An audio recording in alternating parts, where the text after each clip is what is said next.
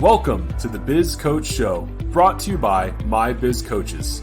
Our show is focused on giving entrepreneurs the edge they need to succeed. Learn more at mybizcoaches.com. Our guest today is Bill Sullivan, Partner Development Manager with Source One Payment Solutions and Landmark Payroll. Source One has been helping clients with merchant services, POS systems, and financing since 2003 with over 500 accounts.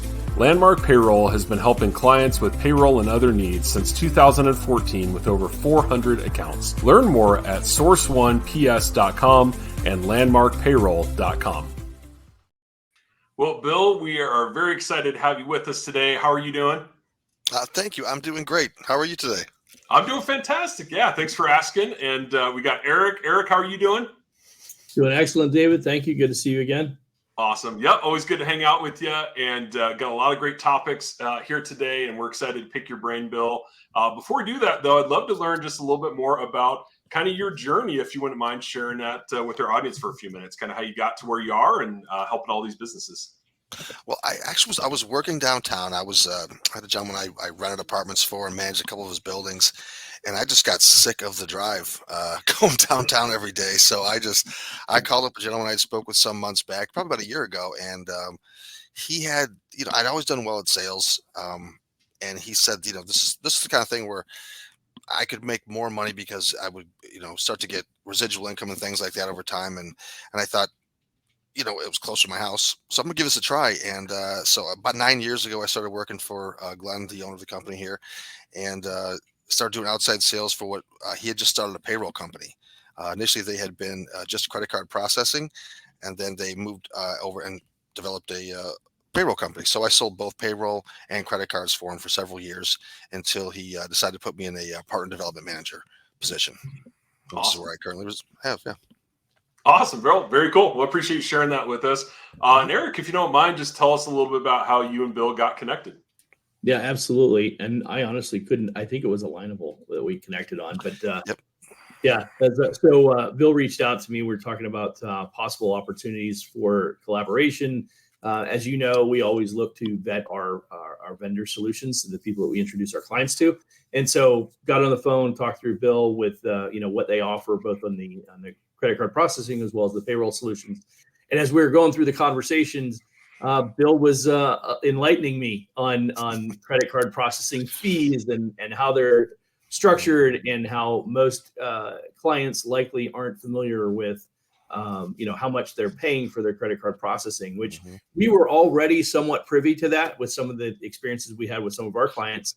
And Bill offered to, he'd shared a lot of information with me about how some of these things are gathered, how this information and some really insightful information for me. And I was just like, wow, okay, you know what? Hey, would you mind jumping on our show and sharing some of this information? Because that is something our clients should know.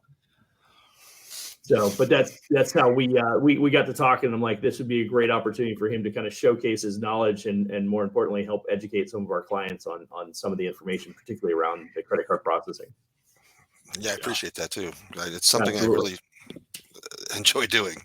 Yeah, he was quite passionate about it, which I could appreciate. Yeah. Oh, that's awesome. Well, that's a great segue into our topic for today, which is payment processing pointers. And so, Bill, we're excited to kind of tap into that knowledge that Eric was just talking about. And maybe a good place to start is talking a little bit about what small business owners tend to overlook when it comes to the credit card evaluation process. So any thoughts or maybe tips on that one, Bill? Yeah, I mean, they kind of overlook mostly everything because they don't really, they're pointed in a direction generally that is most advantageous to the processing company and not the customer. It's a residual based income, and most of the time credit card processors are going to try and get the most money they can out of that merchant, and that's just the unfortunate truth of it. Some places are better than others. It's always dependent upon the particular agent that they're working with. I tend to be, my mother raised me. She always said, I can't stand a liar. There's one thing I can't stand. So I grew up, I never lie. I always tell the truth. I just think it's the right thing to do. I just believe in being, transparent about everything. So, you do to people the way you want to be treated, treat people the way you want to be treated. And that's just how I believe. So when I talk about this stuff, it's there's so many ways that they kind of point people in different directions. And I'll kind of get into this as we talk more, but they really overlook a lot of different things. There's level 2, level 3 pricing involved they may not be aware of, how they take the card. A lot of people want to use Square because it's simple to understand, but they might be blowing thousands of dollars a month, Wow, interesting. Well, and that's probably another topic I want to dive into. So you're talking about, Square or other point of sale software. What are some of the big things that, a small business owner who might be watching this or listening to this, maybe they're thinking about getting a point of sale system, or maybe they have one and they're not happy with it. What should they be thinking about or looking for when it comes to POS software? They should be speaking to a consultant like myself who understands the variables, the multitude of variables in this business, and also has their best interests in mind. So I'll give you, for instance, something like a Toast. Toast is a great POS system. But Toast, what they do is they add every single thing, every feature you could have for POS systems in there because they want to attract the customers. Now, most companies are not going to utilize every feature on a Toast system, but they know they have the stuff that they need, so they use it. But what Toast doesn't offer is third-party processing. So you have to use their rates, and that's what they're trying to capture. They're trying to capture into you using their rates because they're a little bit higher than you'd pay with a third-party processor. A lot of companies do that. A lot of companies will allow a third-party processor, but they'll make you put an extra point on top of that. So what you want is somebody who specifically asks you the questions about your business and understands exactly what you need, and then get you the best system with the most flexibility for your situation. Yeah. I add something to that, David. With some of our clients, landscapers and other mobile units that are out there, there's a lot of apps that are being designed today, which I wasn't as familiar with until probably about 6 months ago. But when I had the coffee shop, I used Square. I didn't know any better. I just used Square because it was easy. It was simple. And Bill, I'll have a question for you after this because I think there's a good question there too. But in the beginning, it was like we're doing $20,000 a month in coffee shop sales. How much does it really make a difference, right? And that's the question I have for you, Bill. But those apps that I was referencing, a lot of these companies are designing it, and they're bringing in the reason that they're bringing in the software at such a low price point because they know that these home service providers are working on tighter margins. And so what they do is they design these point of sale software similar, not a point of sale, but it's like a mobile tracking device for to keep track of the trucks and their employees. And they're taking pictures of the pool after they clean it and all that kind of stuff. But it's also integrating the merchant services. And that's how they're making their money, not so much on the software. They're bringing you in on the software as a user on the software for $100 or $200 a month and really relatively manageable. And then they have a per fee for every employee you have on there. But where they're really making their money on the back end is on the merchant processing. Yeah, exactly. And that's because, like I said, residual income and people are going to try and get what they can. They know the value of that. So, right. So, Bill, what's a good question from I was thinking of is, like I said, the coffee shop with Square. I didn't really think much about it at the time, but how much are we giving up? And then at what threshold does it really make sense for me to look for that third party processing? Because if I'm doing a few $1,000s, probably doesn't make sense. But at what point? No. But oddly enough, Square for a coffee shop was a good selection. Okay. Even though you didn't know much, and I'll tell you why. Because when you're talking low ticket and you're talking about a swipe charge of 10 cents, and your average ticket's only $5 maybe at a coffee shop. Well, now you're talking, that's 2 points right there. Now you're talking about 2% just on the swipe charge alone. So maybe the credit card is a 1.5 average interchange cost. Now you're looking at 3.5%. You're paying $2.75. Square knew this, and that's why they changed to $2.65 at a dime swipe. They didn't even have the wherewithal to understand when they launched the product that for low ticket under $10, they can't get away with a $2.75. They need to add a swipe charge to it. So later on, they add the swipe charge. They realize for things like coffee shops, that's actually a pretty good price. But when you're talking, larger ticket items, right, and you're talking about a 2 point, if your average ticket's $100 and you're using Square, and the average interchange on a card is about 1.5, 1.6, you're losing a point, more than a point, almost every time you use that. Now, if you're processing $100,000 a month, you're losing $1,000 just in those type of things. So, but yeah, there's a threshold for every single account, and there's a point at which it makes sense to switch and when it doesn't. But that's where you have to have someone like me take a look at your statement, take a look at how you're processing, what kind of cards you're taking the most of. Are they over the phone? Are they in person? All these things affect the rates. Right. Yeah. Appreciate that. Mm-hmm. So yeah, I mean, certainly POS software, really big deal. As you talked about, third party, not third party functionality. Do you really need all the bells and whistles? Do you need something really basic? So I think those are all good pointers there. It's only half the solution though, right? The other half of it is the hardware. So the point of sale hardware. So what are some considerations for small business owners when it comes to POS hardware? Well, I almost hate to say this because it's the most oversold system that there is. I see guys that, mechanics, and I see hairdressers using, clovers, and I'm like, you don't need a clover to do hair. That's a totally different. That's not right. But salespeople have their agenda, and they want to go out and push these clovers. So they're all over the place, but they are a good system. They do. What's nice about them is they have pretty much everything that Toast has. It has great inventory features, great ways to organize your business, and so forth. But they also have the ability to take like cash discount pricing, or they can set, you can set your rates on there what you want it to be yourself. They have 24-hour customer service. So if you have a restaurant or something, you're operating out the 9 to 5 normal times, you actually have a person you can call that can take control of your device and move things around and discuss with you what they're doing at any time. You can do it at 2 a.m, and that's pretty rare. So I think Clover's a really good system, POS system for things like restaurants and other businesses that have a lot of inventory. Okay. And do you think every business needs hardware, or is it okay to do something that's kind of app-based on a tablet?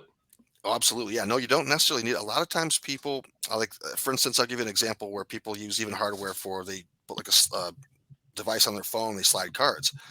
A lot of times I'll recommend them for a virtual terminal as well, because it depends. They have like a multitude of things they do. Say they go around, they have different needs, they process different ways. An online system can be great because you can use it from your phone, you can use it from your computer, and these days they allow things like cash discount as well, and you don't have to pay extra for that service. So yeah, virtual terminals are really popular and suited to a lot of different types of situations. Awesome. Cool. Okay. Well, this is interesting. Just, talking about things that you don't always think about. As I was preparing for our conversation today, I was checking out the Source One website. And one of the things that stuck out to me was gift cards and loyalty programs. And that may not be something that people tend to think about when they're vetting, a POS solution. So I'd be curious, maybe tell us a bit about that and kind of the impact those programs have on a small business. Yeah, that's a great point. Loyalty programs are fantastic. The statistics, we use a simple machine that is good for a lot of businesses. I'm screaming at blank, sorry. So what it does is it captures the cardholder's information, including their phone number, so you can text them. And with this type of program, what happens is they've shown that it like a month's worth of processing. If they process 50,000 a year, once they implement this type of program, they're going to pick up an extra month's worth of processing. So if they're doing 250, if they're doing say 50,000 and they're doing 600,000 a year, they're going to be up to 650 within the first month.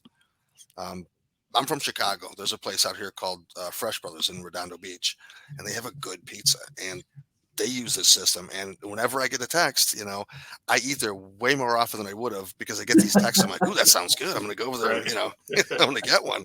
It's special and everything. So it's really important to utilize those features, to have those, and to use them, because they really keep business coming back. Yeah. Great point. Yeah. Interesting. We at one point we had a franchise business solution where they did text messaging as a marketing piece, and it was tied into the point of sale system.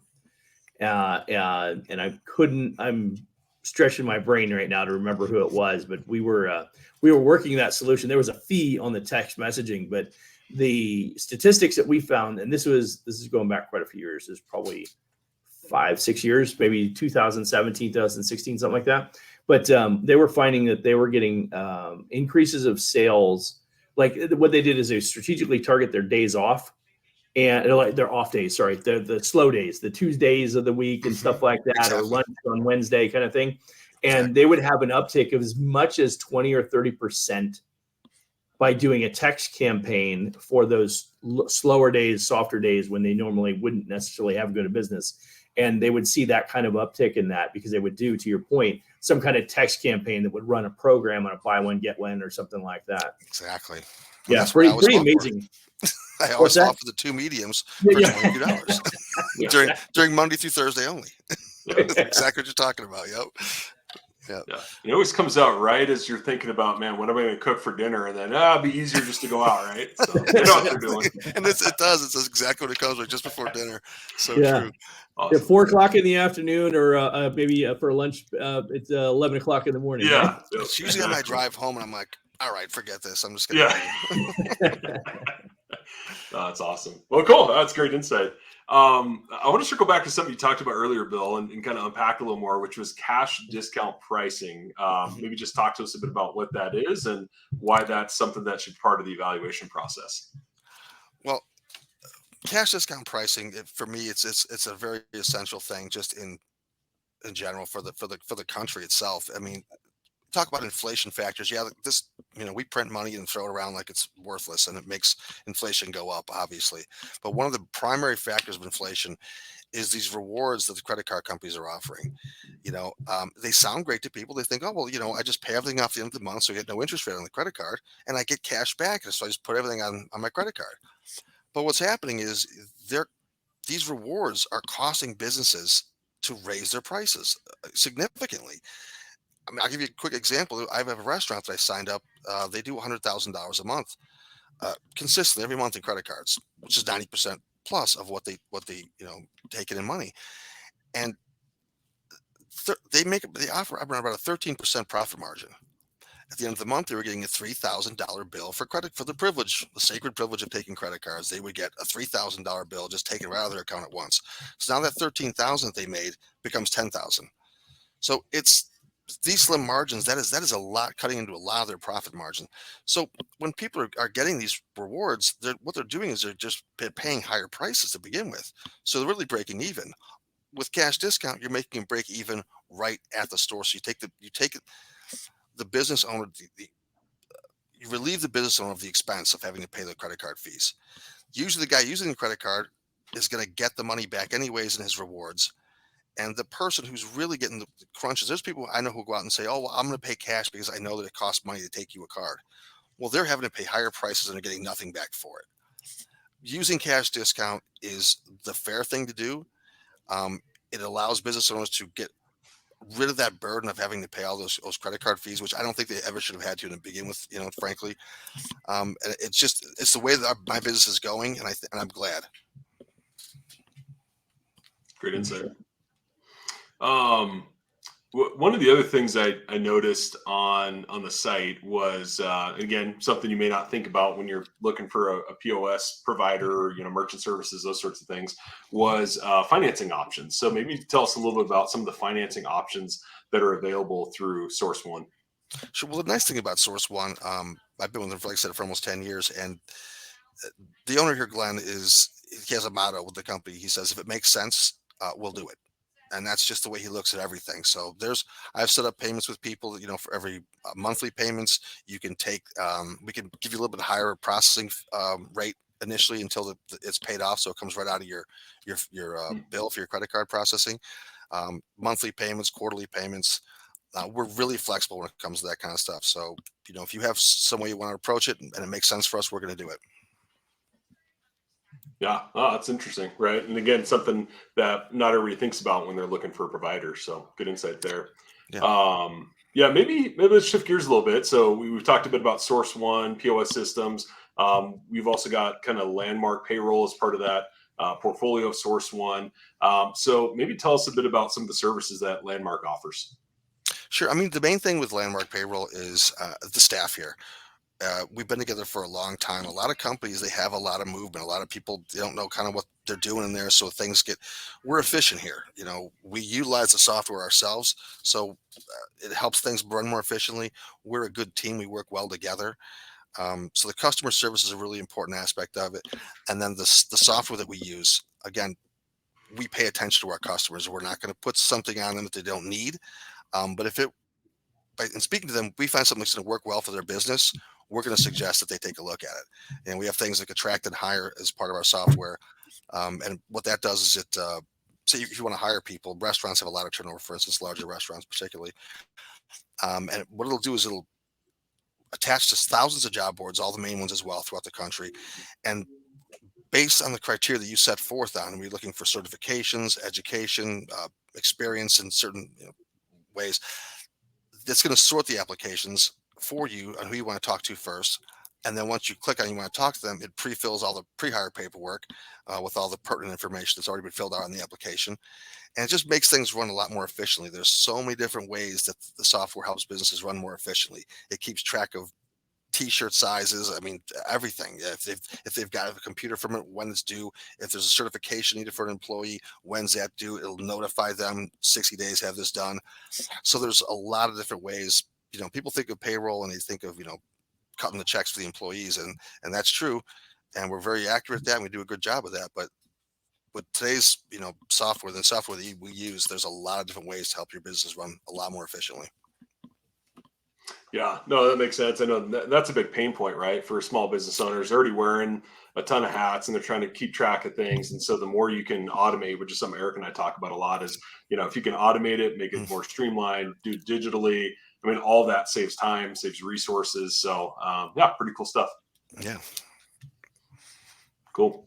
Well, go ahead, Eric. Sorry. Yeah, I was just going to say, Bill, not to retract the payment solutions, but one of the things I wanted to mention was we talked briefly about the blended rate that people are paying. One of the things that I think most of my clients aren't familiar with is the challenge that they're proposed a certain rate that they think they're paying. But when you go back and you look at all the different cards and all the different rates per card, they're often paying way more than what was proposed to them because it was based on an ideal scenario, right? Of certain percentage being of these cards and certain percentage being debit and whatever other options that were available. And consequently, they're paying way more than what they anticipated. You speak to that a little bit? Sure. Yeah. I mean, I wrote something here called the evaluation, and I give examples of, ways.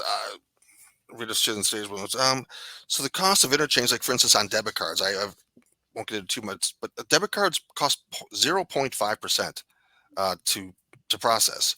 An average credit card is about 1.5 to 1.6. There's ones with higher interchange rates that have a higher risk factor. Obviously, American Express is one of those. It could be as high as 3 points, 3%. So what you need is someone like me who's going to look at their statement, see what kind of cards you're taking most of. Are they business cards that cost a lot more money? How are you taking them? You take them over the phone? That increases the risk of being real, so the percentage goes up. And if you do take them over the phone, are you utilizing level 2 processing? Can you utilize level 2 processing? Can you utilize level 3 processing? There's a lot of variables that go into what it costs. How much does the swipe charge cost because it's a high ticket? How much is it relative to being a low ticket item?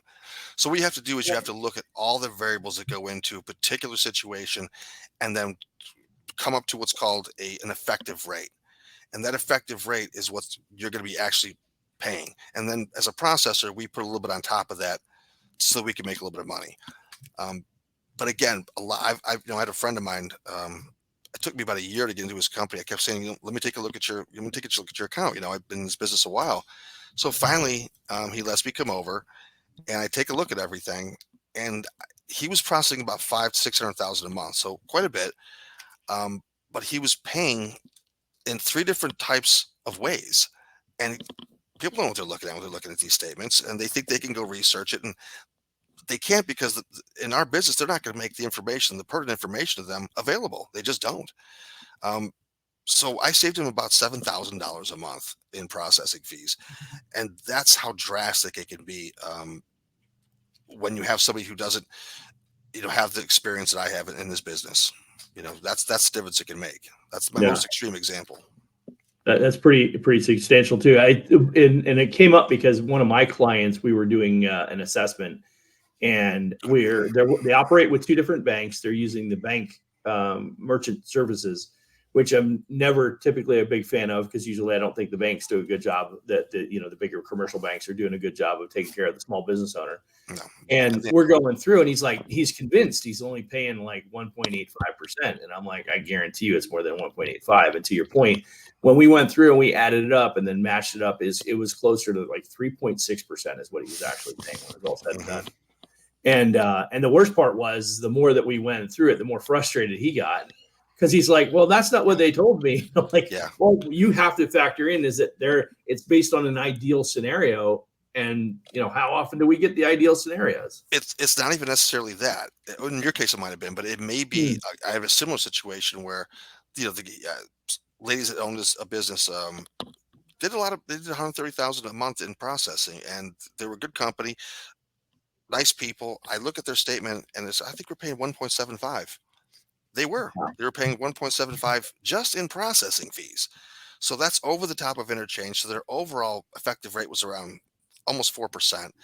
Wow. I knocked them down to 25 points over, because that's fine. I don't mean to, that's what's appropriate for that account, right? Not 1.75. So I cut their processing fee in by a sixth or seventh or so. And, so they were paying 1.75, but they didn't know it was just in processing fees. Right. And that's, unfortunately, that's the way our business is. There's a lot of people out there looking to make as much as they possibly can off people, rather than just do right by them. So. Right. Yeah. And it was very, and well, and then it was crazy, to your point earlier, is we pull out the report, and I couldn't tell you how many line items of all the different credit cards and the rates that were charged for each of those credit cards. And I'm going to say there was 50 line items on that thing. And I'm like, this is ridiculous. Who could ever figure out what they're actually paying for this? So the only way, yeah, exactly. It took a while though. Yeah. But yeah, it was like, I told him, I'm like, straight up, let's just add it all up and then divide it into the revenue. Let's figure out what you're paying, because that's the only way we're going to get a real honest number. Exactly. That's that. So you got to do the effective rate first, and then you determine, you break down how do we arrive at that effective rate. Yeah. Well, that was when you said that to me, I was like, oh, this guy gets it. Okay. I trust him. Let's you actually can trust me. That's the unbelievable thing in this business. But I'll give you talk about the banks not giving the best deals to people. First of all, they outsource it. They outsource most of their services. And second of all, I can tell you that I got 4 or 5 accounts one time years back, because I told people, I said, Wells Fargo is hiding the cost of their processing in interchange. Well, it can't do that. I don't see it. I'm like, listen, I did the math, and I had to do some math to figure this out. I'm like, this can't be disappearing. They're hiding the cost of interchange. And they said, well, whatever. I said, okay. So about a year later, they got caught for hiding the cost of processing in interchange, and had to pay out billions back to their customers. Right. And I went around to those people and I said, did I tell you? They're like, yeah, I got to check everything. So do you want to keep trusting them, or do you want to switch to me? They're like, I'll switch to you. so yeah, it was, you're right. The banks generally don't have the customer's best interest in mind. And frankly, a lot of these companies don't. Some, like I said, it just varies. You get some people that are better than others. And, but generally speaking, it's better to have someone you can trust or know the business really well. Right. Yeah, appreciate that. I thought that was valuable to talk about that, because I that was one of the things that really resonated with me when we had our conversation. Yeah. Awesome. Well, Bill, a lot of great insights. Anything else that you want to share about Source One or Landmark Payroll? No, I mean, I think just other than to know that, we really take care of the customers here, and, everyone here is just very straightforward. That's the way we've been in this business from the beginning. I enjoy building relationships with people, and once they realize they can trust me and that I'm on their side, that's where I get most of my business from. I don't have to make so much money off one guy, but if they know and I can build a good relationship with them, we always have things that are going on over here for specials and so forth, and we really work with people in ways other larger companies may not. So other than that, that's pretty much it. Awesome. Cool. Well, Bill, it's been great. Appreciate your time. Eric, anything that you want to share about My Biz Coaches? Is this the week you finally, do the big reveal, or are you going to make us wait longer? No, we're definitely waiting. I'm going to play this out until like October, man. Okay. We as I mentioned, we have the event. We're getting closer on that. We should tie that up by the end of the month, so we'll be able to announce that probably the last call of the week of the month, maybe the 1st of August. But we'll have the event tied up and we'll make the announcement on that. But yeah, the other special announcement is just around the corner. So okay, we'll see. I want a special announcement now. I gotta get one of these. I keep trying every week, Bill. I thought this would be the week, but he's I've been teasing for about 6 weeks now. The special announcement thing is a real. Now I'm dying to know. Awesome, cool. Well, as always, Eric, great stuff. Bill, if people want to learn more, connect with you, head over to source1ps.com and landmarkpayroll.com. Is that the best way to get a hold of you? Absolutely, yeah. Okay, fantastic. And we'll put links to both of those sites in the show notes. So if you're watching or listening, check out the notes and you got links there. And be sure to subscribe. We'll hopefully catch you on the next episode of the Biz Coach Show. And Bill, thanks again. Hey, David, thank you. Eric, thank you as well. Absolutely. Appreciate it, Bill. All right. Take care, guys.